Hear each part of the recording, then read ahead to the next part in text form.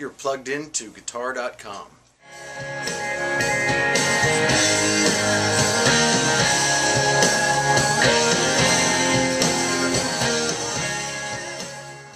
How did you get started into that kind of a? How did they find you? When did you get here? You know, I was part of Big and Rich, and I played on Save a Horse, Ride a Cowboy. So that was kind of the first my introduction rock-wise into the country world, and also at that time started playing in Jason's showcase band when they were trying to get Jason a record deal, and that showcase band was me and his main band and a couple extra guys, and he got the record deal, and we've just, you know, done all his records. I guess this is record number 3 or 4, and 3 had She's Country on it, which is where we really went rock. 1 had Hicktown on it, which, you know, I think a lot of the rock stuff came from John Rich and Big and Rich and me working with him, because Hicktown was a demo that a song that John wrote, and I played the guitar on that. Happened to be in here playing acoustic on Jason's first record, and you know, the other guys played the Hicktown part, and Knox was just missing the tone from the demo, and I was just about to leave, and he's like, dude, please play it, and I was just setting up, getting a tone up, a tube screamer, a strat, and a basement head, and that was Hicktown. You know, I just laid it down one take, and that was actually one take, not like that solo you saw earlier. But so I think you know, I think the Big and Rich thing had a lot to do with the rock thing entering in, and you know, John was always writing big drop D songs, and you know, we were always doing a lot of that kind of stuff, and people started, you know, cutting his songs, so yeah, I mean, I guess with that album, I was excited because it was my first country record, but the guys were like, well, you're here to do what you do, you know, so I guess I keep doing what I do, and I play a little more country now. I've been forced into that. Well, did you learn that at all? Did you spend any time learning the country? Did you go through the Brent Mason phase at all? No, I never did. When I was a kid, I skirted around and kind of, I would come up with chicken picking stuff if I had to. You know, when I was a kid working at a studio in town here, I would have the time to just go, well, all right, it needs chicken picking, but I'd have 20 minutes to sit there and come up with my own thing. So, you know, now when I have to chicken pick, it's not going to be like Brent Mason. You know, it's going to be some made-up kind of hodgepodge. Run through your rig. What are you playing for your main stuff? Well, my main stuff, I'm going to think for what I grab, you know, for leads, I'm almost always grabbing my Les Paul, which is an 89 standard with a Lawler in it in the bridge. It's a real heavy guitar, but it, for me, has always sounded good. For rhythm, there's a lot of that. Like that Les Paul, either through my Marshall head, it's a JCM 900, or through my Bassman head, it's a 69 silver, sometimes a 66 black. You know, that Les Paul through those with the Power Screamer, homebrew electronics pedal for big chords. Or I have this 65 Melody Maker. It's been broken, it's been beat up. A guy gave it to me for $1 when I was down and out years ago. It has a DiMarzio Super Distortion in it. That, like, She's Country, if I remember correctly, She's Country is that Melody Maker through my Bassman with a Power Screamer, and it's my Les Paul through the Marshall, and then the lead stuff is my Les Paul through the Power Screamer and the Bassman again, and there's one track of Kurt as well, Kurt Allison, who's Jason's main guy on the road, and he doubles with me. Everything we do here, Kurt does one track, I do one track, we do the main tracks together, and then, you know, I come in and put extra, or if we're not satisfied with either his tone or my tone, doesn't matter, there's no favoritism, we may replace it, we may, you know,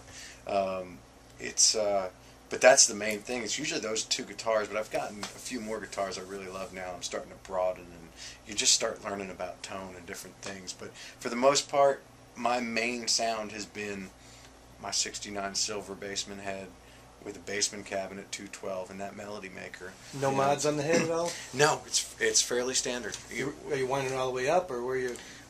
No, I keep it on about 3 to 4. I keep it clean and use a lot of pedals on it. Okay. You know, those pedals sound like just turned up amps. What's that? Tell me about that pedal then. Well, now my two favorite pedals, I should say 3. One's on a different board though.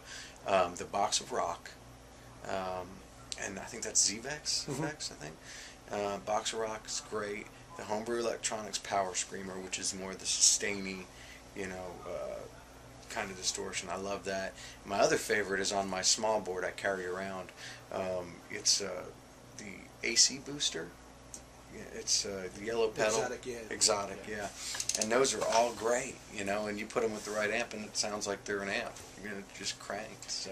What are your benchmark tones for, let's say, rhythm guitar parts? Oh, boy. You know, it's hard for me to say. I really absorbed almost everything I listened to. I love music. And when I was a kid, I didn't learn so many things because I always thought, well, yeah, I can play that, but he already did. So I wanted to play like I played, you know. But I loved Clapton. You know, Just One Night was a live record. His live tones on that stuff were sick. You know, everybody loves Hendrix. I love Hendrix. To stuff like the guitars on Sheryl Crow's records, and you know, I love the Stones. I love the Beatles. You know, and you look at all that stuff to when I was a kid listening to Slayer.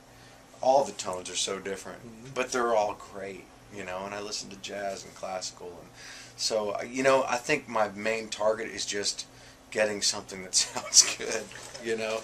It's just, I've strived to get some tone through the years, and, you know, when you're pawning amps to have a roof over your head when you're a kid, you just hope you get an amp that sounds good. Well, I've been using Adam for probably almost 10 years, man, and the reason I use Adam is because it's just really difficult to find that type of edgy tone here in Nashville. I mean, there's a lot of great guitar players, but there's not a lot of great guitar players that come at it from a live perspective, you know. And Adam has that edge, and he has that tone that you want, you know, when he's in there playing for the record. You want that live feel, and Adam's the guy to get. The unique thing is that you sit in here long enough, he'll find that unique thing that nobody else is doing, and that's the great thing about Adam. I think the A-Team has expanded. You know, there's new blood. You know, I remember people saying to me, "There's no new blood. You're the only new blood." Well, fast forward, and it's 10 years later, and now there's kids, you know, 10 years younger than me that are playing, and they're just as great in their own way, and as anybody, you know.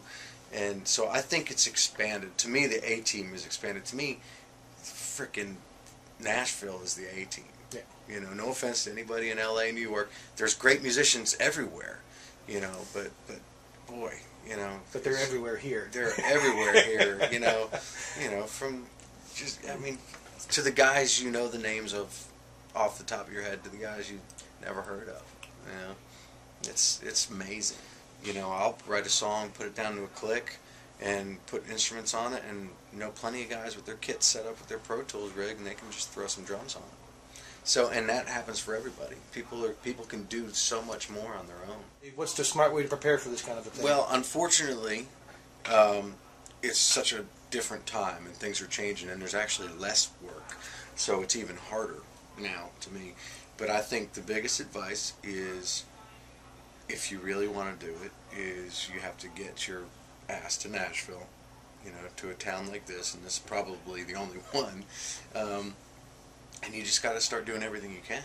You know, you have to play for anyone who asks you to play, even if they can only pay you $50 or $0, because I played for a lot of people that could pay me nothing, and so did everybody else, you know. And if you're good, if you have a great personality, if you're personable, you know, B, and C, if you know how to handle yourself with other people, I guess is part of B, being personable, you know, you'll make it. You know, in 10 years, you'll look back and go, wow, I'm actually working. You may still have a coffee gig, pouring coffee, you know, but you'll actually be doing some stuff. Just bottom line is be creative, and learn how to be creative, and learn what sounds good and what doesn't, you know, because there's a lot of players in this town. Well, let me say this, the whole studio musician live stigma, there's not really that anymore, but there are guys that are great live, excuse me, but they're not as creative of a person, so they don't last in the studio.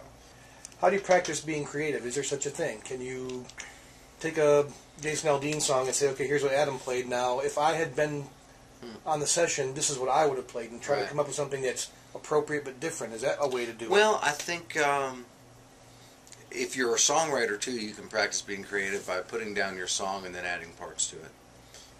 If you're not a songwriter, you can put down chord progressions on your Pro Tools rig or your Tascam Porta 1 and come up with different parts around those chords. You know, if you're in a town where there's bands, you know, or people that want to do music and record it and want to hire you to help them out, that's another way. You know, if you can actually kind of start making a living at it and making some bread at it, you know, but you're not here, you know, you can just get in the studio as much as possible with people. Let people know, let people that own studios know that you want to play guitar and stuff, and they'll hopefully eventually give you a shot. Being a studio guy, you have to be able to take criticism. I mean, if you're the kind of guy that gets offended and upset when somebody says your part sucks, well, guess what? You're not going to last more than a week. You know, you have to be able to go, okay, well then what would you like? Or how about this? Or give me an example. You know, and you just have to be able to be a chameleon almost. Songwriter writes this song called She's Country and has an idea for the riff. I think he started with a riff idea. Rob McNally from the Lady Antebellum stuff was playing on the demo. And so he learns the riff and embellishes it to where they finally get it for the demo. So he's part of making this big riff. And then we get the song in here, we get the demo and go, this is what we're cutting. Couldn't quite figure out the riff, to be honest with you. And we're like, well, let's simplify it a little bit. So it's just interesting to me how it climbs, you know, from songwriter to demo guitarist, you know, to if he's not the guy on the record, then, you know, so I played this great part along with Kurt, and it's cool, and it's great tone, and people like what we did, but I didn't start it, which is cool, and people need to know that there might be somebody else. I'm glad to take the credit for it, but my buddy Rob played the demo, and if he didn't play the demo, I wouldn't have played the record. And if Danny Myrick, I believe was the guy who wrote it, didn't write the song and start writing the riff, Rob wouldn't have played it. So there's a whole stair-step thing to it. You know, it's really cool.